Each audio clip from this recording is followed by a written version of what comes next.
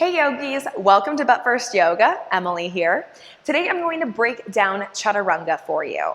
So we oftentimes see Chaturanga in a flow-based yoga class as part of a sun salutation. So I'll show you what a typical sun salutation A looks like, and then I'm going to break down that Chaturanga specifically.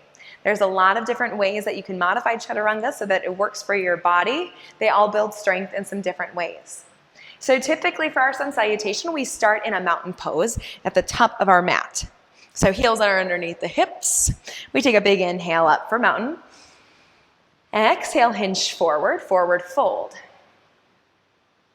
Inhale, halfway lift.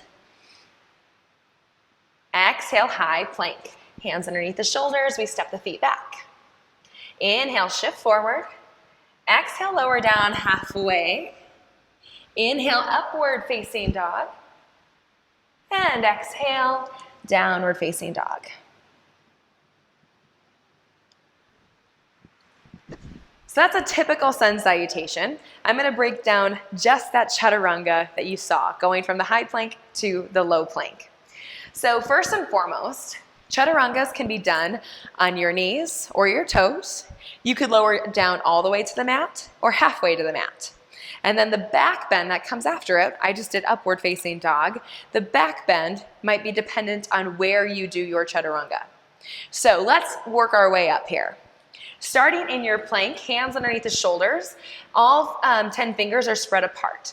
Specifically the L-shaped fingers, so the index and the thumbs, are going to, first of all, the index fingers face forward, and that's where we're pressing majority of our weight. It's a lot safer anatomically for us. So hands are underneath the shoulders, index fingers are forward. And instead of being up on your toes, we'll start down on our knees. Right away, I want you to wrap your triceps in. And all that means is that you pretend that you have a credit card underneath your armpits and you're squeezing them in tight. That's because the elbows are going to brush past the ribs when we lower down. So we're in our plank, drawing our belly button up towards our spine, long spine from the tip of the head down to the tailbone. Deep inhale through the nose.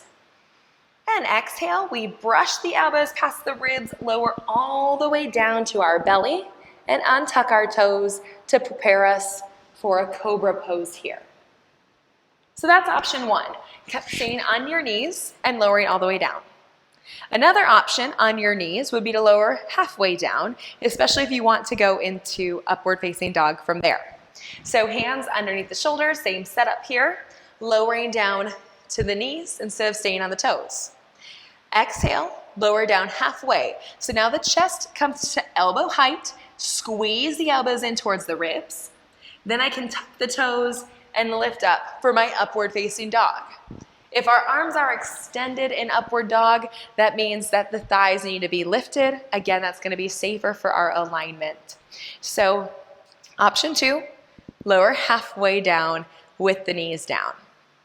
Option three, you could be on your toes and still lower down all the way if you know that you want to take that baby cobra pose. So hands underneath the shoulders, step the feet back. Now this is going to be a plank pose the entire time. We lower down as one single piece. So right away, I want you to think about pressing down to lift up. Notice I could be hunched here and my shoulder blades would be caving in. I want to be really active. So I press through my palms, my arms are extended, and it's like I'm creating a little bit of space between the shoulder blades, staying really active in my upper body. Belly button into the spine. I would exhale as I shift forward and lower down all the way to my mat in one piece. Untuck the toes, and that's where you would go to cobra. So if you're up on your toes, you hold that plank the entire time. You move as one steady piece, and that's why this movement takes so much upper body strength, and it takes a while to develop that. So the last option, which you saw me do in the flow, would be to stay on your toes and to lower halfway down. Now, I only recommend going with this option when you know that you've built up that upper body strength, you feel supported in your upper body, and it doesn't feel painful in your shoulders or in your elbows, anywhere like that. So that fourth and final option for our Chaturanga.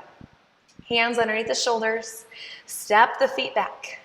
Right away, I'm holding my strong plank. My head is lifted, crown of the head through my tailbone is long. I'm pressing through the palms, creating that space between my shoulder blades, hugging my belly button in close to the spine. Inhale, shift forward. Exhale, lower down halfway. The elbows touch the ribs. Again, I'm staying in one piece here. Untuck the toes and go into my back bend. So that was Chaturanga, just one piece of a sun salutation. Chaturangas can build a lot of strength. As you take more and more yoga practices, you could always do Chaturanga push-ups. You could do Chaturangas to increase your stamina, or it's always an option to take them out as well. So as you go through these flows, remember, you can always skip a flow altogether and go right to downward dog if that is what is going to serve your body best. If you have questions, feel free to comment below. I'm happy to answer them. I hope you've enjoyed this breakdown of Chaturanga.